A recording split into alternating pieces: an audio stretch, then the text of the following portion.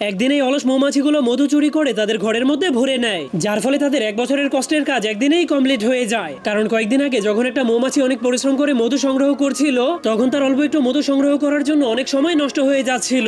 এরপর সে যখনই সেই মধুটুকু নিয়ে বাড়িতে যাচ্ছিল, তখনই সে রাস্তায় একটা টেবিলের উপরে অনেকগুলো মধু দেখতে পায়। যা দেখার পর তার মাথায় একটা আইডিয়া আসলে সে জলদি করে তার বাড়িতে যেতে শুরু করে দেয়। কিন্তু তখনই সে রাস্তায় একটা গাড়ি দেখার পর ট্রাফিক নিয়ম মানার জন্য থেমে যায়। এরপর সেই গাড়িটা চলে যাওয়ার পর সে তার বাড়িতে পৌঁছে যায়। এরপর সবাইকে অনেক জোরে জোরে ডেকে ঘর থেকে বাইরে বের করে সেই মধুর ব্যাপারে বলতে শুরু করে। যা শোনার পর সবগুলো মৌমাছি অনেক খুশি হয়ে তার সাথে সেই মধু চুরি করার জন্য যেতে শুরু করে। কিন্তু রাস্তা দিয়ে গাড়ি আসতে শুরু করলেই সবগুলো মৌমাছি থেমে যায়। এরপর সেই গাড়িটা চলে যাওয়ার পরেই তারা ফুল স্পিডে সেই মধুর দিকে যেতে শুরু করে দেয়, কারণ তারা সেখানে যেতে দেরি করলেই সেই মধুগুলোকে অন্য কোনো মৌমাছির দল এসে চুরি করে নিয়ে যাবে। কিন্তু তারা সেখানে পৌঁছানোর পর মধুটাকে পেয়ে অনেক খুশি হয়ে যায়। এরপর জলদি করে সেই মধুর ভারী জারটাকে চুরি করে সেখান থেকে পালাতে শুরু করে দেয়। কিন্তু সেই মধুর বাটিটা অনেক ভারী হওয়া সত্ত্বেও তারা ট্রাফিক নিয়ম মানার জন্য